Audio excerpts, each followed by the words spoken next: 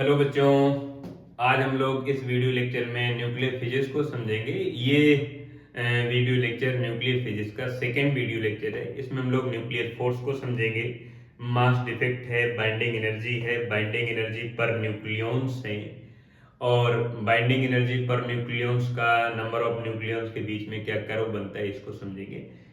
तो समझते हैं सबसे पहले हम लोग न्यूक्लियर फोर्स को। न्यूक्लियर फोर्स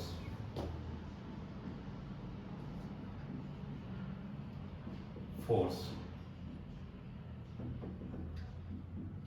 न्यूक्लियर फोर्स क्या होता है? कोई भी न्यूक्लियस है, उसमें प्रोटॉन न्यूट्रॉन है और प्रोटॉन न्यूट्रॉन को न्यूक्लियॉन्स कहते हैं। जो पार्टिकल न्यूक्लियस के अंदर होते हैं उन्हें न्यूक्लियॉन्स कहते हैं। तो न्यूक्लियॉन्स में प्रोटॉन है, न्यूट्रॉन है, neutron proton, proton neutron, proton neutron, इस तरह से ये न्यूक्लियॉन्स हैं। अब किसी भी न्यूक्लियस के अंदर कितने न्यूक्लियॉन्स हो सकते हैं? लिखते हैं जेड एक्स ए, इसमें से ए इक्वल टू हम लिखते हैं टी प्लस एन, यानी number of proton plus number of neutron, जिसे हम कहते हैं एटॉमिक वेट, या नंबर ऑफ न्यूक्लियॉन्स कहते हैं। तो ये नंबर ऑफ न्यूक्लियॉन्स है, number of nucleons. Number of nucleons में नंबर ऑफ प्रोटॉन और नंबर ऑफ न्यूट्रॉन शामिल हैं। अगर आप नंबर ऑफ न्यूट्रॉन कैलकुलेट करेंगे तो ए माइनस टी लिख देंगे, यानी एटॉमिक वेट में आप प्रोटॉनों को माइनस कर देंगे तो नंबर ऑफ न्यूट्रॉन मिल जाएंगे। अब हम ये देखते हैं कि प्रोटॉन न्यूट्रॉन न्यूट्रॉन प्रोटॉन पर फोर्स लगाते हैं। जैसे यहाँ पर प्रोटॉन है, न्यूट्रॉन है, प्रोटॉन है, न्यूट्रॉन है। तो प्रोटॉन प्रोटॉन पर फोर्स लगाता है, प्रोटॉन न्यूट्रॉन पर फोर्स लगाता है, न्यूट्रॉन प्रोटॉन पर लगाता है, न्यूट्रॉन न्यूट्रॉन पर लगाता है। यानी nuclear force on proton due to another proton equal nuclear force on proton due to another neutrons, and nuclear force due to neutron on neutron, and nuclear force on neutron due to protons, ये equal होता है। यानी चाहे nuclear force proton proton की वजह से हो, या न्यूट्रॉन न्यूट्रॉन की वजह से हो, या न्यूट्रॉन न्यूट्रॉन की वजह से हो, ये इक्विवेलेंट होता है। अब यहां वाला जो न्यूट्रॉन है, ये इस न्यूट्रॉन पर फोर्स लगाता है, ये न्यूट्रॉन इस प्रोटॉन पर लगाता है, इस न्यूट्रॉन पर लगाता है, इस प्रोटॉन पर लगाता है, इस प्रोटॉन पर, इस प्रोटॉन पर। जबकि न्यूट्रॉन पर कोई चार्ज नहीं होता है, प्रोटॉन पर चार्ज होता है।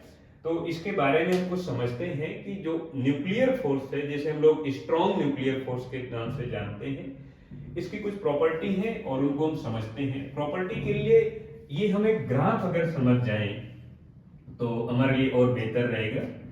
ये दो न्यूक्लियस के बीच की सेपरेशन डिस्टेंस है, दो न्यूक्लियॉन्स के बीच की सेपरेशन डिस्टेंस, इसे हम आर लिख लेते हैं। एंड इधर है पोटेंशियल एनर्जी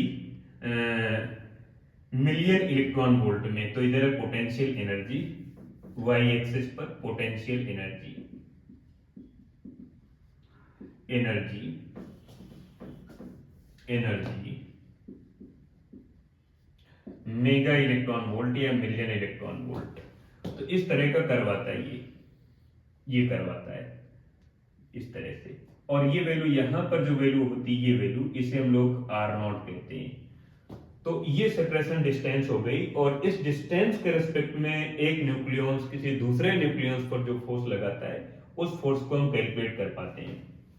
और इसकी कुछ प्रॉपर्टी को हम देखते हैं, न्यूक्लियर फोर्स की प्रॉपर्टी ऑफ न्यूक्लियर फोर्स। पहली बात तो है कि न्यूक्लियर फोर्स प्रोटॉन और न्यूट्रॉन पर लगता है, लेकिन प्रोटॉन न्यूट्रॉन पर उस समय तक लगा पाएगा जब ये न्यूक्लियस के अंदर है। ये हमारे पास न्यूक्लियस है, इसमें प्रोटॉन भी है, न्यूट्रॉन है, प्रोटॉन न्यूट्रॉन, इस तरह से ये न्यूक्लियॉन्स हैं। तो प्रोटॉन प्रोटॉन हो या न्यूट्रॉन न्यूट्रॉन हो या न्यूट्रॉन प्रोटॉन हो, ये एक दूसरे पर फोर्स लगाएंगे, और जो फोर्स लगाएंगे, जो फोर्स अप्लाई करेंगे, उस फोर्स को न्यूक्लियर फोर्स कहेंगे। लेकिन जब तक ये न्यूक्लियस के अंदर है, लेकिन अगर न्यूक्लियस के बाहर अगर आ जाएं प्रोटॉन न्यूट्रॉन, तो फिर एक दूसरे पर फोर्स तो लगाएंगे, बट वो न्यूक्लियर फोर्स नहीं होगा। तो न्यूक्लियर फोर्स न्यूक्लियॉन्स की वजह से होगा, लेकिन जब तक कि वो न्यूक्लियस के अंदर है। अगर न्यूक्लियस के बाहर आ जाएंगे वही प्रोटॉन न्यूट्रॉन, तो फिर एक दूसरे पर फोर्स तो लगाएंगे, बट वो न्यूक्लियर फोर्स नहीं होगा, फिर कोई दूसरा फोर्स होगा। तो न्यूक्लियर फोर्स न्यूक्लियॉन्स की वजह से होता है, न्यूक्लियॉन्स का मतलब प्रोटॉन एंड न्यूट्रॉन, लेकिन न्यूक्लियस के अंदर ही, न्यूक्लियस के बाहर अगर आ गए न्यूक्लियॉन्स तो फिर एक दूसरे पर न्यूक्लियर फोर्स नहीं लगा पाएंगे। यानी हम लिखते हैं properties of nuclear force.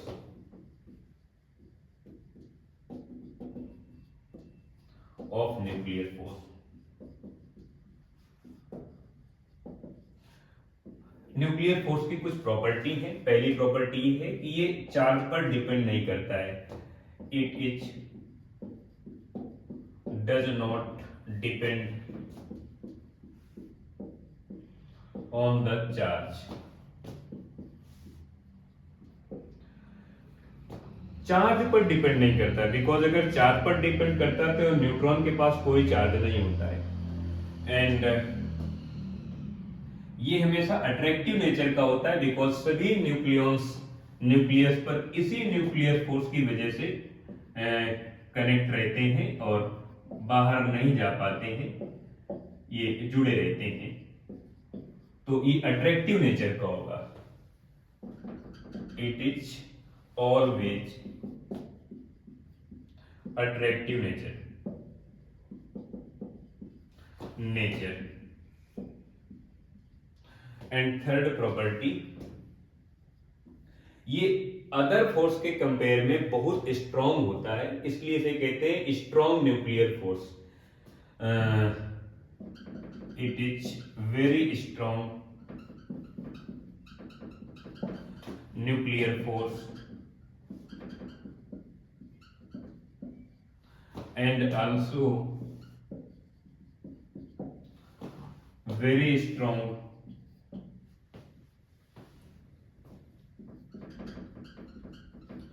force of the nature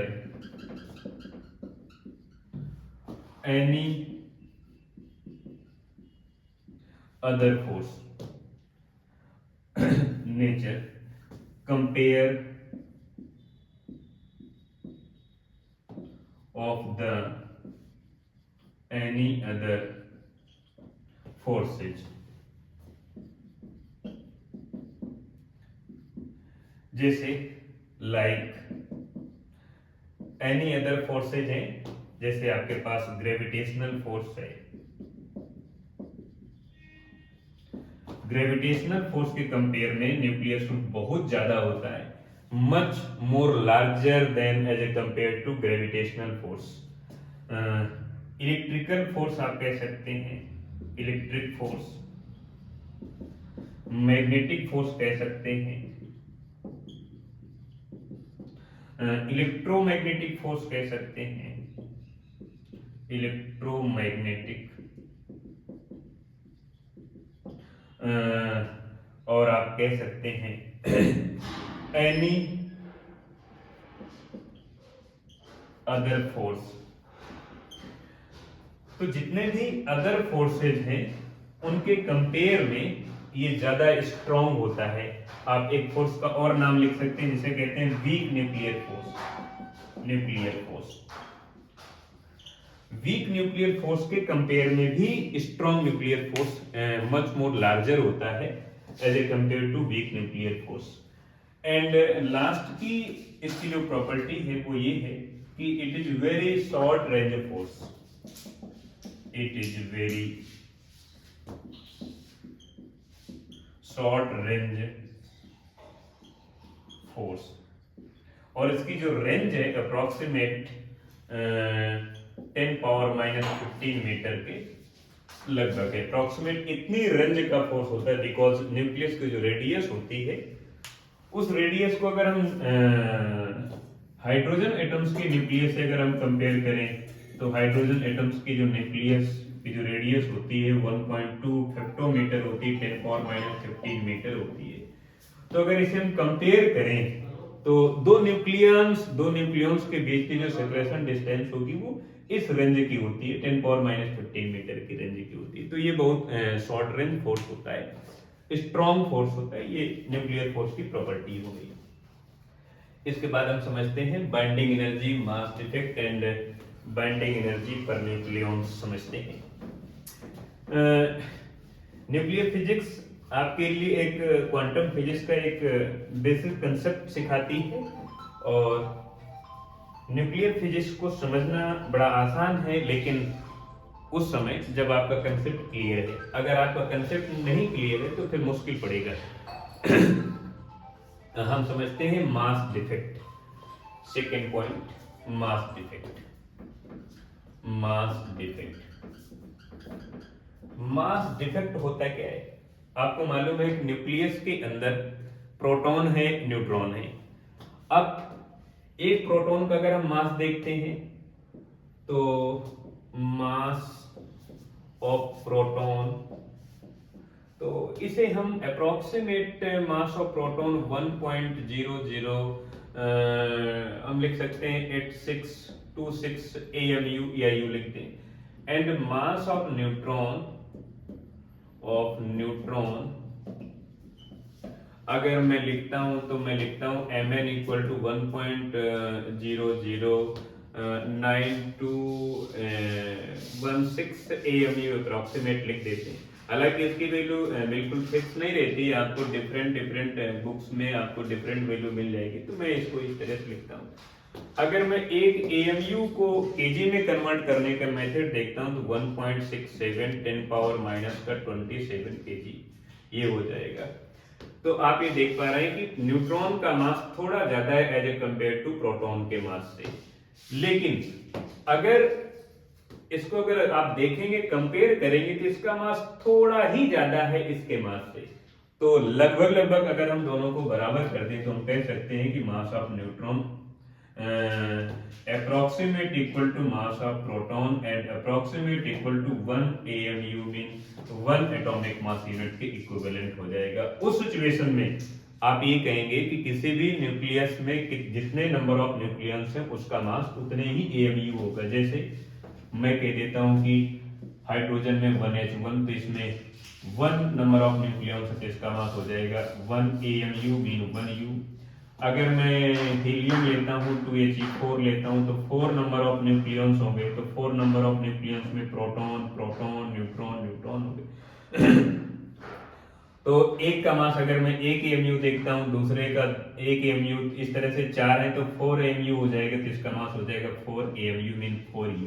यानी मैं इस बात को दावे से कह सकता हूं कि किसी भी न्यूक्लियस में जितने नंबर ऑफ न्यूक्लियस होंगे उसका मास उतने ही AMU होगा, और उतने ही AMU होने की वजह से मैं इसको अगर लिखता हूं तो इस तरह से लिखा जा सकता है। लेकिन रियल में मास इक्वल नहीं होता है, प्रोटॉन का मास न्यूट्रॉन के मास के इक्विवेलेंट नहीं होता है। इन दोनों में जो डिफरेंस होता है वो डिफरेंस को हम मास डिफेक्ट कहते हैं। मास डिफेक्ट का मतलब ये हो गया न्यूक्लियस का रेस्ट मास हो गया और ये रियल मास हो गया। इन दोनों में जो डिफरेंट होता है उस डिफरेंट को मास डिफेक्ट कहते हैं। तो किस तरह से मास डिफेक्ट कैलकुलेट करते हैं? अगर आपके पास कोई न्यूक्लियस है और उसका आप सिंबल लिखें तो लिखते हैं ZXA, और ZX में नंबर ऑफ न्यूट्रॉन्स अगर कैलकुलेट करते हैं तो A माइनस Z कैलकुलेट करते हैं। तो मास डिफेक्ट यानी delta M equal to mass of the nucleons. तो न्यूक्लियंस का मास कैसे कैलकुलेट करेंगे? Mass of the nucleons minus जो रेस्ट मास है, जो न्यूक्लियस का रेस्ट मास है, rest mass of the nucleus, जो न्यूक्लियस का रेस्ट मास है। अब mass defect delta M equal to nucleus का मास कैसे कैलकुलेट करेंगे? कितने नंबर ऑफ प्रोटॉन है तो Z नंबर ऑफ प्रोटॉन हो गए Z, और एक प्रोटॉन का मास है MP, plus mass of neutrons, तो न्यूट्रॉन्स हो गए A माइनस Z, तो मैं लिख देता हूं A माइनस Z, ये हो गए नंबर ऑफ न्यूट्रॉन्स, एंड एक न्यूट्रॉन का मास है Mn, तो मैं लिख देता हूं ये हो जाएगा हमारे पास, ये हो गया मास ऑफ न्यूक्लियंस माइनस इसका रेस्ट मास में कैपिटल M लिख लेता हूं। तो ये हो गई हमारे पास वैल्यू मास डिफेक्ट की। लेकिन जब कभी भी आपको अच्छा ये एएमयू में वैल्यू निकलेगी, एएमयू में, या आप इसे केवल यू कह सकते हैं। अब आपको बाइंडिंग एनर्जी कैलकुलेट करना है, binding energy per nucleons calculate करना है, तो इसको मैं एक बार हटाता हूं, फिर मैं बाइंडिंग एनर्जी आपको समझाता हूं। Binding energy per nucleons and binding energy, जिस एनर्जी की वजह से न्यूक्लियॉन्स न्यूक्लियस के अंदर बंधे रहते हैं, कनेक्ट रहते हैं, उस एनर्जी को हम बाइंडिंग एनर्जी कहते हैं। बाइंडिंग एनर्जी, बाइंडिंग एनर्जी, आप इसे डेल्टा ई कह सकते हैं। And binding energy per nucleons आप अगर कैलकुलेट करेंगे तो नंबर ऑफ न्यूक्लियॉन्स पे डिवाइडेशन कर देंगे, तो binding energy delta E B equal to mass defect delta M multiply C square from Einstein mass energy relation, from Einstein mass energy relation formula. Einstein का जो मास एनर्जी रिलेशन फार्मूला है equal to M C square, ये equation ये कहता है कि मास को energy में कन्वर्ट किया जा सकता है और एनर्जी को मास में कन्वर्ट किया जा सकता है। जैसे आपके पास एक लकड़ी का बहुत बड़ा टुकड़ा है, उसमें कुछ न कुछ मास है, लेकिन जब उसको आप जलाएंगे तो एनर्जी मिलेगी, हीट मिलेगी, लेकिन जलने के बाद उसका मास खत्म हो जाएगा, यानी उसका मास एनर्जी में कन्वर्ट हो जाएगा।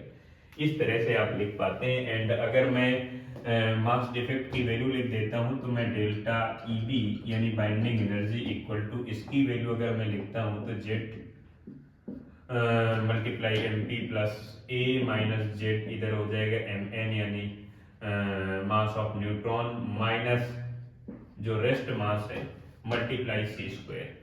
अब ये वैल्यू आपको मिलेगी एएमयू में, यानी एएमयू यानी यू कह सकते हैं। एएमयू में ये वैल्यू मिलेगी मास की, लेकिन इसको आपको जूल में कन्वर्ट करना है या मेगा इलेक्ट्रॉन वोल्ट में कन्वर्ट करना है, तो उसके लिए आपको क्या करना पड़ेगा, मैं आपको एक रिलेटिव फार्मूला बता देता हूं। ये ध्यान रखना है कि 1 एएमयू में इक्विवेलेंट एनर्जी होती है 931.5 mega electron volt divide by C square. तो जो मास डिफेक्ट आपको मिलेगा, ये वाली वैल्यू मिलेगी वो एएमयू में मिलेगी, ये वैल्यू आपको एएमयू मिलेगी। और इस एएमयू के यूनिट को आपको चेंज करना पड़ेगा, तो चेंज कर देंगे तो मैं डायरेक्ट इसको लिख देता हूं, ये हो जाएगा ये अगर एएमयू में वैल्यू आपके पास है एएमयू में, और ये वैल्यू है 3 × 10⁸ मीटर पर सेकेंड, सी की वैल्यू है 3 × 10⁸ मीटर पर सेकेंड है। और ये वैल्यू जो मास डिफेक्ट की वैल्यू है ये आपको एटॉमिक मास यूनिट में मिलेगी। और आप इस एनर्जी को अगर आप मेगा इलेक्ट्रॉन वोल्ट में कन्वर्ट करना चाहते हैं तो इसी वैल्यू में आप इसका मल्टीप्लाई करा लेंगे। तो मल्टीप्लाई कराते हैं तो लिखते हैं भाई Z multiply M P plus A minus Z multiply M N minus capital M multiply C square, या आप इसको इधर एएमयू यूनिट होगी ना मास डिफेक्ट की, अब इसे आप कन्वर्ट करेंगे तो ये लिख देंगे। तो मैं लिखता हूँ 931.5 mega electron volt divide by C square, और मल्टीप्लाई में पहले से सी स्क्वायर था। ये ध्यान रखना है, स्टूडेंट कंफ्यूज हो जाते हैं, फिर सी की वैल्यू पुट अप कर देते हैं। मैं कहता हूं कि ये वाली वैल्यू केवल मास डिफेक्ट की है और मल्टीप्लाई में सी स्क्वायर पहले से ही था, तो सी स्क्वायर कैंसिल आउट हो जाएगा। तो आपके पास जो वैल्यू आएगी वो Z multiply M P plus A minus Z multiply M N minus rest mass of the nucleus multiply 931.5 और मेगा इलेक्ट्रॉन वोल्ट, ये आपके पास एनर्जी आ जाएगी मेगा इलेक्ट्रॉन वोल्ट में बाइंडिंग एनर्जी आ जाएगी। लेकिन आपको अगर binding energy per nucleons calculate करना है तो उसको कैसे कैलकुलेट करेंगे। बाइंडिंग एनर्जी का मतलब है कि जो न्यूक्लियॉन्स हैं न्यूक्लियस के अंदर, वो कितनी एनर्जी के साथ एक दूसरे से कनेक्ट हैं, बंधे हुए हैं, उस एनर्जी को आप बाइंडिंग एनर्जी कहते हैं। सपोज दैट मान के चले कि बाइंडिंग एनर्जी है 100 और वहां पर 100 नंबर ऑफ न्यूक्लियॉन्स हैं, तो एक न्यूक्लियॉन्स के हिस्से में 1 जूल की एनर्जी आ गई, यानी binding energy per nucleons, binding energy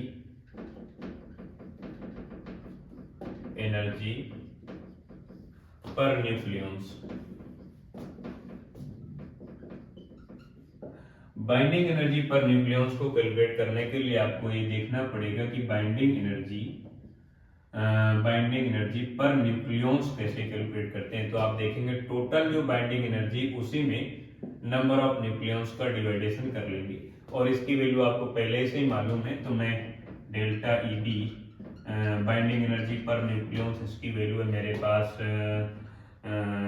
Z multiply M P plus A minus Z multiply M N minus rest mass of the nucleus multiply 931.5 divide by A, और ये वैल्यू आपको मिल जाएगी मेगा इलेक्ट्रॉन वोल्ट में, यानी million electron volt मिल जाएगी। अब इसको मैं समझाता हूँ कैसे आपको कैलकुलेट करना है। सपोज दैट यहाँ पर नंबर ऑफ न्यूक्लियॉन्स है 4। अब यहाँ पर टोटल जो बाइंडिंग एनर्जी वो सपोज दैट है 16 जूल की, 16 जूल की टोटल बाइंडिंग एनर्जी है, और नंबर ऑफ न्यूक्लियॉन्स 4 है, तो एक न्यूक्लियॉन्स के हिस्से में कितनी बाइंडिंग एनर्जी, तो आप 4 से डिवाइडेशन कर देंगे, क्योंकि नंबर ऑफ न्यूक्लियॉन्स 4 है और टोटल एनर्जी 16 है, तो एक न्यूक्लियॉन्स के हिस्से में जितनी एनर्जी आ रही है, तो total energy divide by number of nucleons, total binding energy divide by number of nucleons equal to binding energy per nucleons. अब आपको ध्यान रखना है कि किसी भी न्यूक्लियॉन्स के पास जितनी एनर्जी होगी, यानी बाइंडिंग एनर्जी जितनी ज्यादा होगी पर न्यूक्लियॉन्स, वो न्यूक्लियस उतना ही ज्यादा स्टेबल होगा। इसलिए अगर मैं इसका ग्राफ बनाता हूं, तो graph binding energy per nucleons and number of nucleons के बीच अगर मैं ग्राफ बनाता हूं, इधर हो गए नंबर ऑफ न्यूक्लियॉन्स और इधर हो गए binding energy per nucleons, binding energy per nucleons, और इसको मैं कैलकुलेट करूंगा मेगा इलेक्ट्रॉन वोल्ट में। तो ये ग्राफ इस तरह से बनता है, इस तरह से, ये इस तरह से जाता है। यहां पर जो हमारे पास मान आता है वो आयरन का आता है, Fe का आता है। यहाँ पर हीलियम है 1H1 का, यहाँ पर 1H2 का हीलियम है, यहाँ पर 1H3 का हीलियम है। इस तरह से 1H1 का हाइड्रोजन है, हाइड्रोजन है, हाइड्रोजन है, फिर यहाँ पर कहीं हीलियम मिलता है। धीरे धीरे ग्राफ इंक्रीज होता जाता है, फिर आयरन के बाद ये डिक्रीज होना स्टार्ट कर देता है, और यहाँ पर ये वाला जो ग्राफ मिलता है वो यूरेनियम का मिल जाता है। तो ये ग्राफ है हमारे पास बाइंडिंग एनर्जी पर न्यूक्लियॉन्स का, और किसी भी न्यूक्लियॉन्स में बाइंडिंग एनर्जी पर न्यूक्लियॉन्स जितनी ज्यादा होगी वो न्यूक्लियस उतना ही ज्यादा स्टेबल होगा, और जितनी कम होगी उतना ही कम स्टेबल होगा, वो अनस्टेबल होगा, और वो न्यूक्लियस किसी दूसरे एटम्स के न्यूक्लियस में कन्वर्ट हो जाएगा। जैसे यूरेनियम थोरियम में कन्वर्ट हो जाएगा, थोरियम बेरिलियम में कन्वर्ट हो जाएगा। सपोज दैट ए नाम का कोई एटम्स है, मटेरियल है, वो बी में कन्वर्ट हो जाएगा, बी नाम का सी में कन्वर्ट हो जाएगा, सी का डी में कन्वर्ट हो जाएगा, फिर वापस डी ए में कन्वर्ट हो जाएगा। ये रिसाइकलिंग कंटिन्यू बनी रहती है, लेकिन ये उन न्यूक्लियस में होती है जिसमें से बाइंडिंग एनर्जी पर न्यूक्लियॉन्स कम होती है as a compare to other nucleons के बाइंडिंग एनर्जी पर न्यूक्लियॉन्स के कंपेयर में।